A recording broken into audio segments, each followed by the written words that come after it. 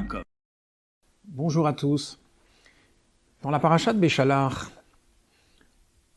qui nous raconte le passage de la mer Rouge, eh bien, le texte nous dit « Vaïkar Moshe et atzmot Yosef imo ». Moïse a pris les ossements de Yosef avec lui. Le Midrash nous raconte que les ossements de Yosef, le cercueil de Yosef, a eu une importance considérable. Ayam Ra'av Ayanos, lorsqu'on nous dit que la mer a vu et elle s'est sauvée, elle a vu qui? Elle a vu le cercueil de Yosef. Yosef a été enterré en Égypte précisément pour garder, pour protéger son peuple pendant toute la durée de l'exil. Cependant, le rabbi pose la question suivante, comment se fait-il qu'on nous parle des ossements de Yosef? Est-ce que ce langage n'est pas péjoratif? Est-ce qu'on n'aurait pas pu employer un langage plus noble, plus joli? Comme par exemple, Aaron Yosef, l'arche de Yosef, le cercueil de Yosef. Comment se fait-il que le texte dit « et atzmot Yosef », les ossements de Yosef? Eh bien, le rabbi nous explique que le mot qui signifie os, etzem, veut dire également l'essence, atzmiut chez Yosef. Ce que Moshe Rabbeinu a pris avec lui au moment de la sortie d'Égypte, c'était l'essence même de ce que représente Yosef. Et quelle est cette essence? Eh bien, la Torah nous raconte que quand Rachel a mis au monde Yosef, elle a eu une prière. Yosef li Hashem ben acher. Que Dieu me rajoute un autre fils. Yosef était le 11e. Nos mères savaient qu'elles devaient enfanter 12 enfants, 12 tribus. Rachel a prié pour mériter d'avoir également le 12e. Mais le rabbi nous explique que dans cette phrase se trouve justement toute la mission de Yosef, toute son essence. Yosef Hashem li ben acher. Que Dieu fasse en sorte que même quelqu'un qui est acher, acher signifie quelqu'un malheureusement qui s'est écarté du judaïsme, qui est devenu étranger, qui est un autre par rapport à l'héritage de ses parents, et bien que lui aussi redevienne un ben, redevienne un fils, attaché à Dieu, attaché à son père.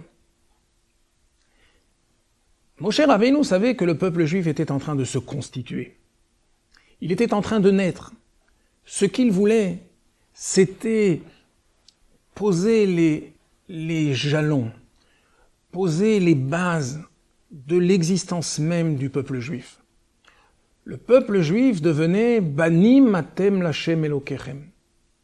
Vous êtes les enfants de l'Éternel votre Dieu. Alors Moshe dit à son peuple, sachez que vous devez montrer de la sollicitude pour tous les enfants d'Hachem, même ceux qui se sont éloignés, même ceux qui malheureusement s'appellent pour un temps acher, eh bien vous devez en faire un ben, un fils. Voilà la raison pour laquelle la Torah nous dit « Vaïkar Moshe et atzmot Yosef ».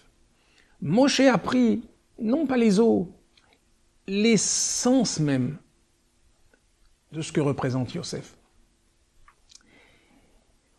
On se souvient que Yosef a été vendu par ses frères. Avant d'être vendu à l'âge de 17 ans, lui qui étudiait tous les jours avec son père, Yaakov, eh bien, a eu son dernier cours. Les dernières paroles de Torah qu'il a entendues de son père. Nos sages nous disent Ali pater adam mechavero ela mitor dvar halacha. Un homme ne doit quitter son ami qu'avec un mot de Torah, de sorte que lorsqu'il se souviendra des paroles de Torah, il se souviendra également de son ami.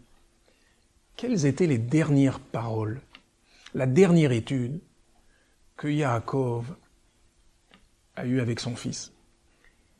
Eh bien, nos sages nous disent que la dernière halakha que Yaakov a enseignée à son fils, c'était le din de Egla Arufa. C'est-à-dire, vous savez, cette génisse que l'on égorgeait pour pardonner les habitants d'une ville qui n'auraient pas porté assistance à un homme, malheureusement, qu'on a retrouvé mort sur la route, dans le champ. Ki matzeh halal ba'adama. Lorsqu'on trouvera un cadavre sur la terre, etc., nofel basadé, qui est tombé dans le champ, eh bien, lorsqu'on trouvait malheureusement un tel drame, eh bien, les sages d'Israël venaient sur place, ils prenaient un instrument de mesure et ils voyaient quelle était la ville la plus proche. Cette ville la plus proche devait rendre des comptes. Avez-vous reçu cet homme convenablement? L'avez-vous nourri? L'avez-vous escorté? Alors, voici les dernières paroles, la dernière loi que Yosef a entendue de son père. Et d'ailleurs, lorsque Yosef se fait connaître à ses frères et qu'il leur demande d'aller chercher leur père en Canaan pour le faire descendre en Égypte, en lui disant qu'il est encore vivant, son père n'y croit pas. Mais dès qu'il voit les charrettes, les agalot, Asher Shalach Yosef Laset Oto, lorsqu'il voit les charrettes que Yosef a envoyées, soudain il se souvient que Yosef a retenu la dernière leçon qu'il lui avait donnée.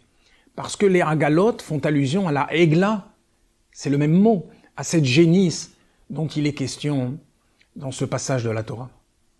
Alors vous allez me dire, quel rapport entre Yosef et cette dernière règle, cette dernière loi qu'il a entendue de son père? Eh bien, le rabbi nous explique que cette règle de la Egla Arufa nous montre l'amour infini que chacun d'entre nous doit à chacun de ses frères, la sollicitude que l'on doit avoir pour un juif, même très éloigné, ce acher que l'on doit transformer en ben. Le rabbi nous dit Ki matzeh halal basadé. Lorsqu'on trouvera un cadavre, c'est quoi halal? Halal, ça veut dire en hébreu vide. Quelqu'un qui est vide. Pourquoi il est vide?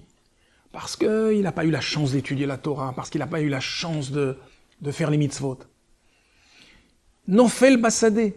Il est tombé dans le champ, c'est-à-dire dans la matérialité, la grossièreté du monde physique dans lequel nous vivons. Esav ish sadé. Ésaü était un homme du champ.